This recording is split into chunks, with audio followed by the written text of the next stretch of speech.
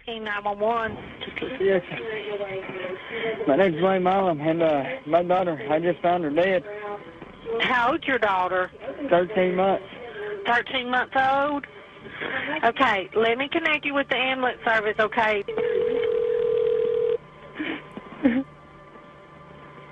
Ma'am, we're going to try CPR anyway, okay? Get her to the phone now. 51 minutes. 26 seconds. Get her. Wayne, get her, hurry. Are you there? Yes. Y'all stalling is not helping her at all. Go ahead. If he's not going to do it, you put the phone down and go get that baby and get her to the phone. She was beautiful. We wasn't walking yet, but she was beautiful. Her first words were daddy. Esa fue la escalofriante llamada al 112, realizada el 2 de diciembre de 2008 desde una pequeña caravana en Tatum, Texas. La voz al otro lado del teléfono era la de Blaine Milam, tranquila, demasiado tranquila, informando que su hija de 13 meses acababa de morir. Pero lo que encontraron los paramédicos no fue un simple accidente trágico. Encontraron a una niña cuyo pequeño cuerpo estaba cubierto de mordeduras, con huesos rotos, a la que no le arrebataron la vida en un instante, sino durante 30 horas de un tormento inimaginable. Su nombre era Amora Bain Carson. Nunca aprendió a caminar. Apenas tuvo tiempo de hablar. Pero el horror que soportó perseguiría a toda una nación y pondría en evidencia el colapso de un sistema que debió haberla protegido. Hoy voy a contarte una historia que desgarró el corazón de Texas. Un caso tan perturbador que incluso los investigadores más experimentados rompieron a llorar. Una historia envuelta en drogas, delirios religiosos y violencia descontrolada. Y en el centro, una bebé indefensa atrapada en una pesadilla que ningún niño debería conocer jamás. Esta es la historia de Amora Carson. Su nombre era Amora Bain Carson. Nació el 12 de noviembre de 2007 en el Longview Regional Medical Center, en Texas. Un nombre que significa amor en varios idiomas. Y eso era exactamente lo que ella irradiaba. Amor. Tenía solo 13 meses, aún demasiado pequeña para caminar, aún balbuceaba de esa forma encantadora en la que los bebés juegan con las palabras. Su primera palabra, susurrada con orgullo, fue papá. Quienes la conocieron la describen como una bebé preciosa, con grandes ojos marrones, rizos suaves y una risa capaz de iluminar cualquier habitación. Casi nunca lloraba, siempre sonriente, tranquila incluso en brazos desconocidos. Adoraba a su osito de peluche, le encantaban las nanas y era más feliz cuando estaba acurrucada en los brazos de su madre. Para el mundo exterior, Amora era la imagen de la inocencia, limpia, sana, querida. Su madre, Jessica Carson, de solo 17 años en aquel momento, parecía esforzarse al máximo. Vestía a Amora con ropa limpia, la alimentaba bien, se aseguraba de que descansara. No había señales visibles de peligro, pero los niños como Amora no siempre reciben advertencias, no siempre tienen segundas oportunidades. Aman sin saber quién es seguro y quién no. Amora nunca supo lo cruel que puede ser el mundo, hasta que ya era demasiado tarde. Hacía solo 3 semanas que había celebrado su primer cumpleaños cuando fue arrancada de este mundo. Y aún así, durante el breve tiempo que estuvo aquí, amó y fue amada. Pero el amor no siempre basta, cuando quienes deberían protegerte son precisamente los que se convierten en tus monstruos. Para entender cómo algo tan terrible pudo ocurrirle a alguien tan puro, necesitamos mirar más allá, adentrarnos en el mundo en el que nació Amora. Jessica Carson tenía solo 17 años cuando se convirtió en madre. Era una estudiante de instituto en Texas, aún de luto por la pérdida repentina de su padre, que se había quitado la vida cuando ella tenía apenas 11. ¿Fue Jessica quien lo encontró? Ese momento, como cualquiera puede imaginar, la marcó para siempre, pero nunca recibió ayuda, ni terapia, ni intervención, solo silencio y una niña atormentada aprendiendo a vivir con fantasmas. En los años que siguieron, Jessica empezó a ver cosas, espíritus, sombras, voces que nadie más escuchaba. Su familia lo descartó como fantasías de adolescente, pero lo que pasaron por alto era una señal de alarma, una mente desmoronándose en silencio. Cuando nació Amora, Jessica volcó toda su energía en la maternidad. Amigos cercanos decían que era cariñosa, protectora, pero poco a poco la soledad se fue apoderando de ella. Y fue entonces cuando apareció Blaine. Blaine Keith Milam, de 18 años, conoció a Jessica por internet a principios de 2008. La conexión fue instantánea. En pocos meses eran inseparables. Para los que los rodeaban, Blaine parecía amable, jugaba con Amora, le compraba regalos, la llamaba su pequeña. Pero había capítulos oscuros que Blaine nunca reveló, o más bien, que Jessica eligió ignorar. En 2007, había sido arrestado por un delito inquietante relacionado con una vecina de 11 años. Se coló en su casa, dejó mensajes explícitos y robó su ropa interior. Fue condenado por solicitud criminal de un menor y sentenciado a prisión. Sin embargo, debido al hacinamiento carcelario, Blaine cumplió su condena en un programa de trabajos forzados. Y luego, simplemente desapareció del sistema. Cuando volvió a aparecer, estaba prometido con Jessica. Ella conocía su historial. Incluso había asistido a la audiencia de sentencia, pero se quedó. Ese verano se mudó con él, y casi de inmediato, la gente notó que algo había cambiado. Jessica, antes vivaz y cuidadosa, se volvió pálida y retraída. Dejó de ducharse, de sonreír. Su mejor amiga dijo después: sus ojos estaban vacíos, como si algo dentro de ella se hubiera muerto. Blaine estaba tomando el control de todo. Decidía con quién podía hablar Jessica, a dónde podía ir.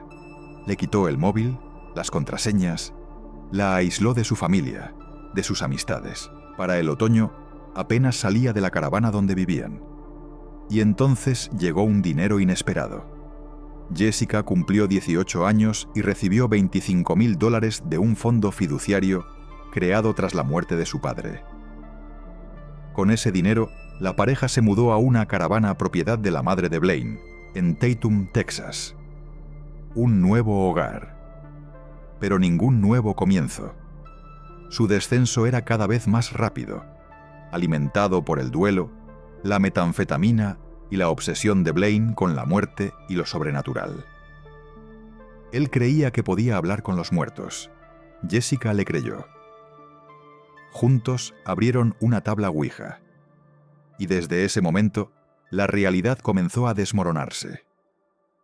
Lo que vino después ya no era una historia de amor. Era un delirio que se convirtió en horror. Todo comenzó como una alucinación. Y terminó en uno de los crímenes más horrendos jamás vistos en Texas. A finales de noviembre de 2008, Blaine Milam estaba completamente convencido de que era un profeta. Creía que Dios le hablaba directamente. Afirmaba que los demonios eran reales y que uno de ellos había poseído a Amora. Jessica, ya inestable, no lo cuestionó. Tras una sesión con la Ouija en la que llegó a creer que su propia madre había asesinado a su padre, Jessica cayó en la paranoia. Estaba convencida de que espíritus rodeaban su caravana y de que su bebé ya no era simplemente un bebé. El 1 de diciembre, Blaine le dijo a Jessica que había recibido una revelación. Amora estaba poseída. Aseguró haberla visto caminar y correr a una velocidad inhumana, a pesar de que solo tenía 13 meses y ni siquiera sabía andar por sí sola. La respuesta de Jessica fue escalofriante. ¿No podemos hacer un exorcismo para sacar esto? Esa pregunta desencadenaría 30 horas de sufrimiento inimaginable. Jessica encendió la televisión y esperó. Blaine se llevó a Amora a la habitación trasera. Cerró la puerta con llave. Y no volvió a salir durante mucho tiempo. Desde ese momento, la caravana se convirtió en una cámara de tortura. Gritos llenaban el hogar. Gritos que Jessica escuchaba, pero no hizo nada. Peor aún, cuando Blaine salió, exhausto, Jessica lo animó a seguir. Blaine alegaba que la niña le mordía, que se golpeaba con un martillo, que corría como un ser salvaje. Incluso le mostró a Jessica una fotografía del rostro deformado de Amora, diciendo que era prueba de posesión demoníaca. Pero la realidad iba más allá de lo humano. Cuando el equipo forense examinó el cuerpo de Amora, encontraron 24 marcas de mordeduras humanas, desde los dedos de los pies hasta la cara. Múltiples fracturas craneales, como un puzzle destrozado. Fracturas espirales en las extremidades, causadas por torsión. 18 costillas rotas, el esternón aplastado. Hígado desgarrado, daños en la lengua, signos de estrangulamiento y, lo más devastador, un trauma sexual tan severo que su anatomía quedó irreparablemente destruida. El forense declaró después: «Impactante es la única palabra que se me ocurre». Amora sobrevivió gran parte de la tortura. Muchas de las heridas habrían sido fatales por sí solas, pero siguieron. La mañana del 2 de diciembre, Blaine dijo que no podía continuar. Jessica y Blaine condujeron hasta una casa de empeños para vender herramientas con el fin de contratar a un exorcista de verdad. Dejaron a Amora, ensangrentada y agonizante, en su silla del coche. Las cámaras de seguridad los captaron riendo, hablando con naturalidad. El dinero que obtuvieron apenas alcanzaba para un paquete de cigarrillos. Volvieron a casa. Amora murió poco después. Pero ni siquiera entonces terminó la crueldad. Su cuerpo fue ocultado bajo el suelo del baño. La llamada al 112 se retrasó durante horas. Cuando los paramédicos finalmente llegaron, quedaron en silencio absoluto. El cuerpo de Amora ya presentaba rigidez cadavérica. Su rostro, un hematoma masivo. Su cuerpecito, marcado con impresiones circulares, que más tarde se confirmarían como mordeduras humanas. El horror ya era público, pero quedaba una pregunta. ¿Qué haría ahora el sistema judicial? Cuando el sargento Kevin Roy entró en la caravana la mañana del 2 de diciembre de 2008, se quedó paralizado en la puerta. Los paramédicos estaban inmóviles. Nadie se atrevía a tocar el cuerpo. Allí, en el suelo del dormitorio, yacía Amora Carson, sin vida, destrozada. Su piel estaba llena de moratones y marcas de mordeduras. Sus ojos cerrados para siempre. Los agentes habían visto la muerte antes, pero nunca así. Y entonces aparecieron Blaine y Jessica, arrodillados junto al cuerpo, fingiendo llorar. Cuando interrogaron a Blaine, se mostró sorprendentemente sereno. Afirmó que habían ido a ver a un hombre llamado Clark para limpiar un terreno y que al volver encontraron a Amora muerta, en un agujero bajo el suelo del baño. Pero su historia no cuadraba. El ranger de Texas, Kenny Ray, se sentó con Blaine y escuchó atentamente. La historia cambiaba a mitad de frase. Primero dijo que Amora respiraba, luego que no. Después que Jessica había llamado al 112 antes de encontrarla. Luego, después. Las contradicciones se acumulaban. Y Jessica contó una versión completamente distinta. Al principio lloraba, pero pronto sus palabras se volvieron frías. Empezó a referirse a Amora como esa bebé. Habló de posesiones, de exorcismos. Incluso admitió haber puesto pastillas para dormir trituradas en el biberón de Amora. Los investigadores estaban horrorizados, no solo por lo que había ocurrido, sino por la falta de emoción en la voz de Jessica. Las pruebas eran abrumadoras. Las cámaras de seguridad mostraban a la pareja empeñando herramientas mientras Amora agonizaba en el coche.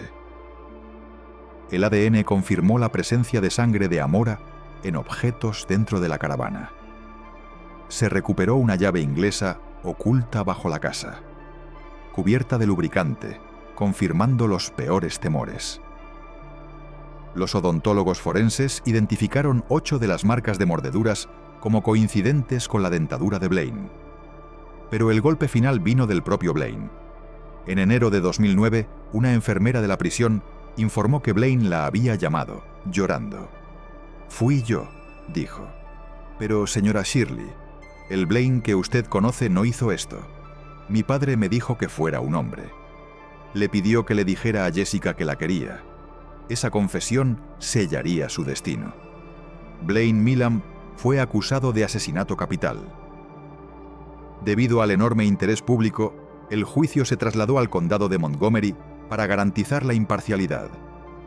La fiscalía presentó las pruebas con detalles escalofriantes: fotografías, testimonios, ADN, marcas de mordeduras y las propias palabras de Blaine.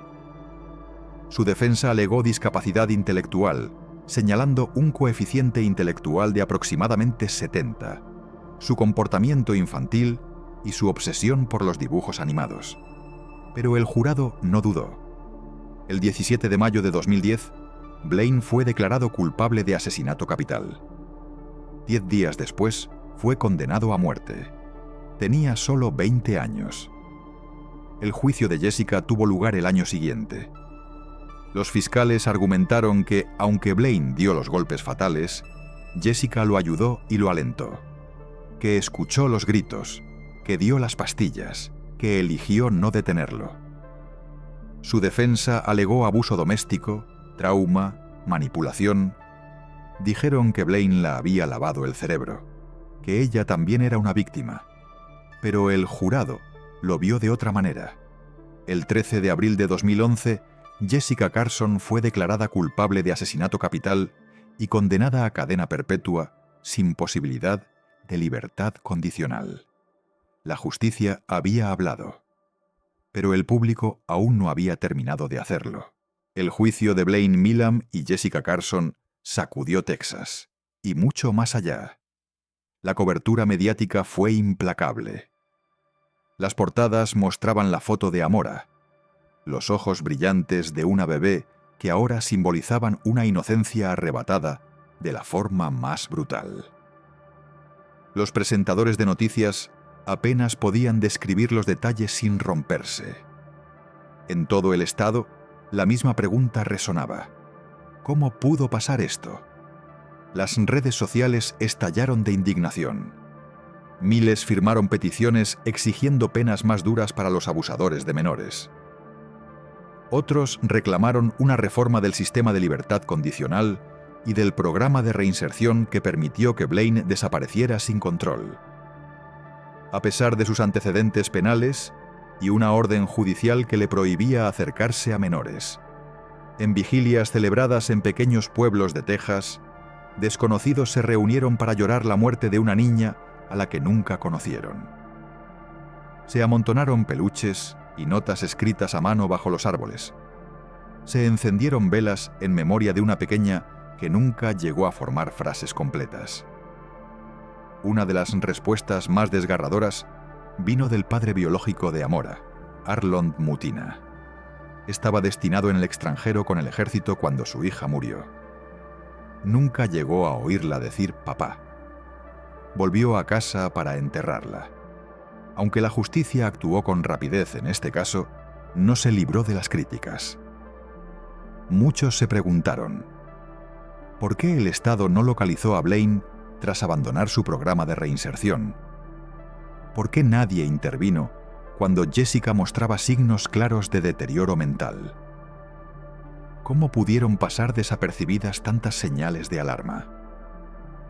En 2019, el caso volvió al centro de atención pública, cuando se supo que Blaine Milam había encontrado una amiga por correspondencia, una enfermera del Reino Unido que defendía su decisión de escribirle, a pesar de saber lo que había hecho. Esa revelación reabrió heridas antiguas. Recordó al mundo cuántas veces el mal se disfraza de incomprensión. Mientras tanto, asociaciones de protección infantil comenzaron a utilizar el nombre de Amora como grito de lucha. La frase «Justicia para Amora» apareció en pancartas, camisetas y páginas web. Campañas educativas alertaban sobre los peligros de la enfermedad mental sin tratar, los delirios espirituales y la violencia doméstica. Un grupo formado por supervivientes de abuso promovió una ley para exigir controles obligatorios en hogares donde vivan menores con delincuentes sexuales registrados. Citaron el caso de Amora como prueba de que las medidas actuales no son suficientes. Pero tal vez el mensaje más potente no vino de abogados ni de periodistas, sino de la gente común que seguía preguntándose: ¿por qué nadie habló antes? Porque a veces basta una sola voz para cambiar un destino. Pero nadie habló. Y ahora, Amora ya no está. ¿Qué harías tú si un niño cercano a ti se mostrara retraído? Si una madre que conoces dejara de sonreír, dejara de asearse y dejara de pedir ayuda. Si un bebé que viste una vez en el parque simplemente desapareciera. ¿Te darías cuenta? ¿Preguntarías? ¿Hablarías? Porque la historia de Amora Bain Carson no es solo un crimen. Es un grito de conciencia, de compasión, de intervención. Amora vivió solo 13 meses. Nunca formó una frase completa. Nunca celebró su primera Navidad. Nunca aprendió a caminar. Murió sin entender por qué. Y sin embargo, el eco de su muerte aún resuena. Hoy, Blaine Milam sigue en el corredor de la muerte.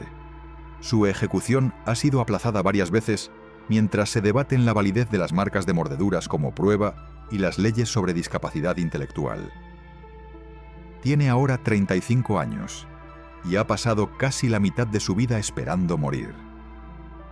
Jessica Carson, ahora con 33, cumple cadena perpetua sin posibilidad de libertad condicional en la prisión de Gatesville, Texas. Una de las más duras para mujeres en el estado. Pero la justicia por sí sola no responde a las preguntas más inquietantes. ¿Por qué nadie los detuvo? ¿Cómo pudieron fallar todas las redes de protección? La tumba de Amora se encuentra en el cementerio Rosewood Park, marcada con una placa en forma de corazón con solo 2 fechas: 12 de noviembre de 2007, 2 de diciembre de 2008. Poco más de un año. Eso fue todo lo que tuvo. Pero su historia no debe olvidarse. Si una sola persona, solo una, hubiera reportado las señales, hubiera hablado, hubiera llamado a una puerta, levantado el teléfono, quizás Amora seguiría viva hoy. Así que te dejo con esto. Si sospechas algo, di algo. Si ves señales de abuso, aislamiento o comportamientos extraños, no esperes. Una sola voz puede salvar una vida. Que la historia de Amora sea esa voz, resonando a través del tiempo. Gracias por ver este episodio de Infancias Perdidas. Si esta historia te ha conmovido, compártela, porque la verdad debe conocerse, y el silencio nunca es una opción cuando un niño está en peligro. Nos vemos en el próximo episodio, donde seguiremos hablando por quienes ya no pueden hacerlo.